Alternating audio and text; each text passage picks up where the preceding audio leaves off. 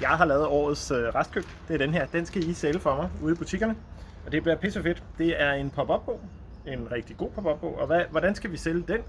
Den skal vi sælge på, at vi skal snakke med vores kunder om noget vigtigt, nemlig om årets forløb.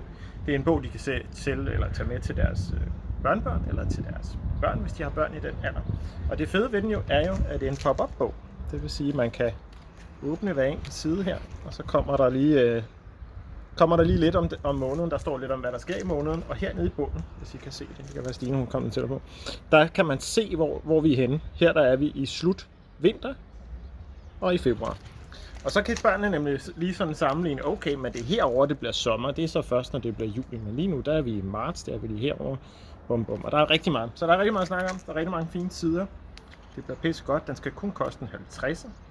Og vi har selvfølgelig købt den til en skarp pris, så vi netop kan nøjes med at tage 50 kroner for den. Hvis I hurtigt ind i butikkerne, hurtigt ud igen. Stil den åben op på kassen. Sørg for at snakke med kunderne om den. Det bliver pisse godt.